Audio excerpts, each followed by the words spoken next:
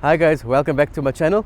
Today we have one of the flagship cars of the Kia brand that was launched earlier this year, which is the Kia Sorento. It's a really amazing family SUV, 2.2 turbo diesel, and I'll take you through this car today.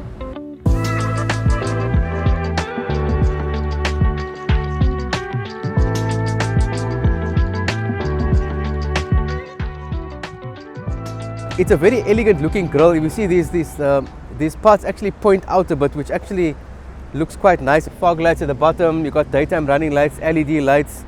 It's very nice, very neat.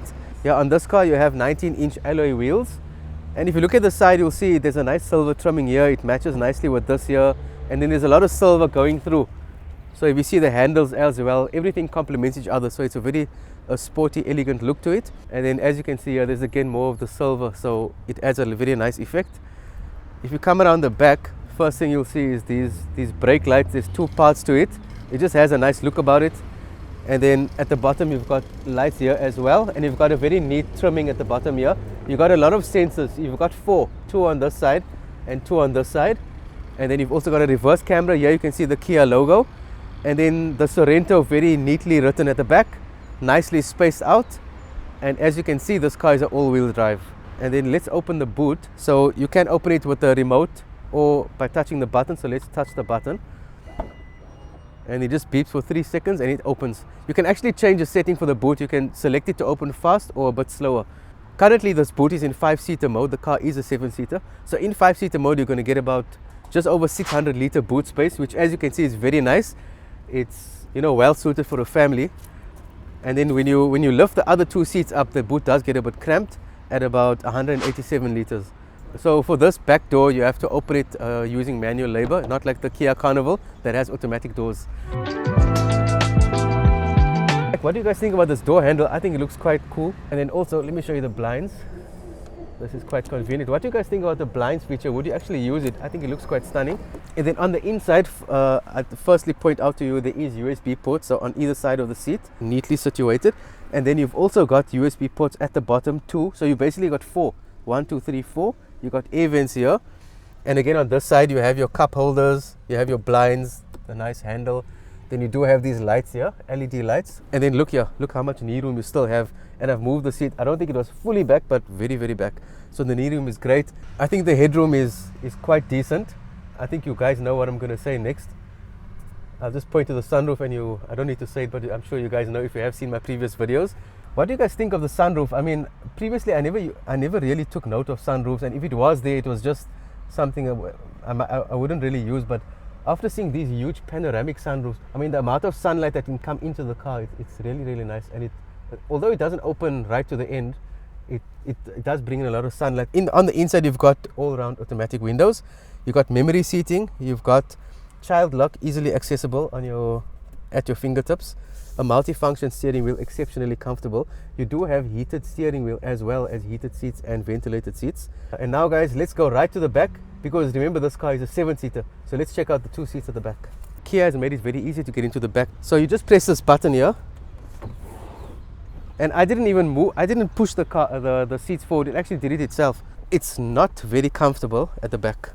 It's okay. It might be okay for kids, but then again, because if you look at from the seat to the base, it's quite small. If you could adjust it, it would be nice.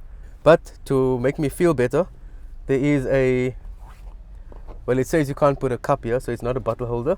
There is a bottle holder here and a small compartment here. There's no USB ports at the back to charge. So from this, it would probably be more suited for a 5-seater with a big boot.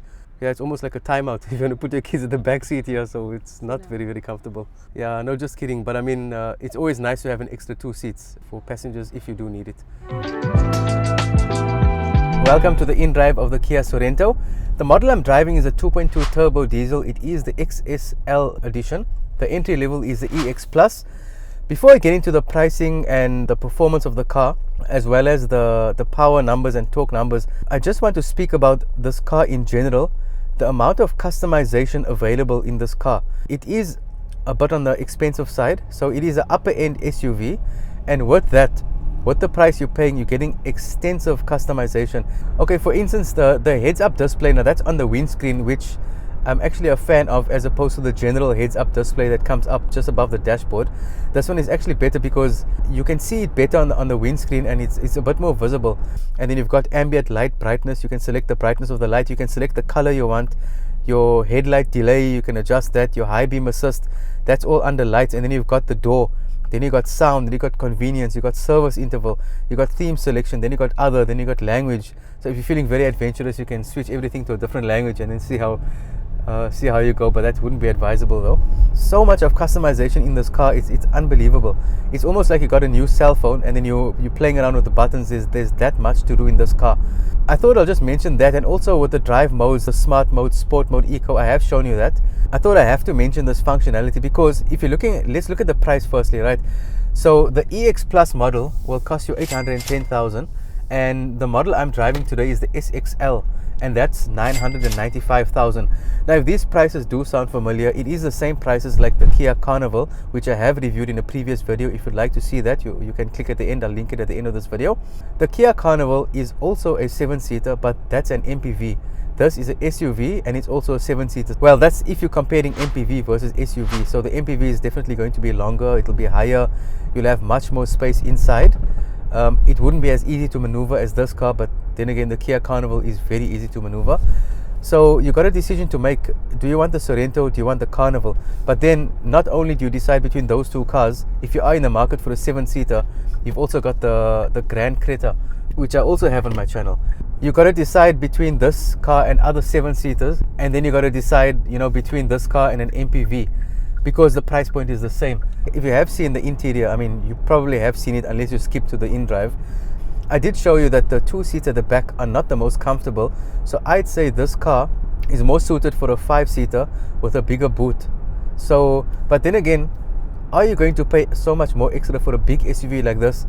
If you want a 5-seater with an extra boot, why don't you just go for a 5-seater with a big boot that doesn't have these 2 extra seats? But you see, this car, because it's a 7-seater, you have, even though the back seats are not the most comfortable, you do have the option of extra 2 passengers. But if you just take a normal 5-seater, you can't put extra 2 passengers at the back because there's no 7 seats. So what do you guys think? If you are families, are you looking for 7-seaters? Depending, I mean, if you have more than 3 children, or sometimes if a 5-seater is too small, maybe you wanted a 7-seater because of the extra boot space at the back, and you're not going to use the back 2 seats for passengers, you'll use it for boot. So I'd like to hear from you guys. What's your thought processes when you're buying a car? Do you normally stick to SUVs? So big SUVs, 7-seater SUVs like this, is there a market for it? Do you guys look for cars like this, or do you just go from a normal SUV straight to an MPV? I'd like to hear your thoughts. So if you're looking at the power figures, right, we've got 148 kilowatts of power and 440 Newton meters of torque. This is absolutely fast. I mean, it's the car, there's nothing the car cannot do. Overtaking, uphill, absolute breeze. From a comfort point of view, I mean, it's got leather seats with all the customization. This car is brilliant in winter with the heated steering wheel because you feel like you're holding something warm enough. I mean, it's actually, they got the perfect temperature in this car because it's actually hot, but not hot enough that you want to take your car off the steering wheel. So even though you are paying a premium price of 995,000 for this vehicle, you know that you are getting premium specifications and you're getting all these safety features, and you're getting a luxurious smooth drive, very, very comfortable, all the features you need. It's a very, very good vehicle. Nothing to fault it in any way. The only 2 downsides of the car is, like I said, the 176 millimeters of ground clearance, and then the back 2 seats that are not the most comfortable. Other than that, this car is absolutely phenomenal. Perfect road trip car for your family. You will drive in absolute comfort. What do you guys think of this car? Would you consider buying it for your family road trips to be in luxury? Whatever thoughts you have on the car, please comment below. I don't know if you've noticed now towards the end of the video, I have put the sunroof on. I think if you look behind me, it creates a very nice effect, almost like I'm driving on a fully convertible car. So guys, that is it for the Kia Sorento. Please comment below on what you guys think. I hope you found this video very informative and fun to watch. I hope you stuck through the video if you are still here now. Thanks for watching till the end. Share this with your friends and family. Please remember to subscribe to the channel, hit a like on the video, and I'll see you guys in next week's video. Or wait, before you go, you can also, if you want to see me earlier than next week, then click on another video at the end of this channel. It's difficult to end this video without saying see you guys in next week's video. But in any case, even though I won't see you, I'm still going to say it. See you guys in next week's video.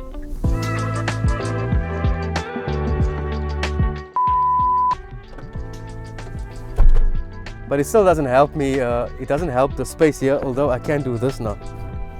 But that's not going to be good for the guys in front there.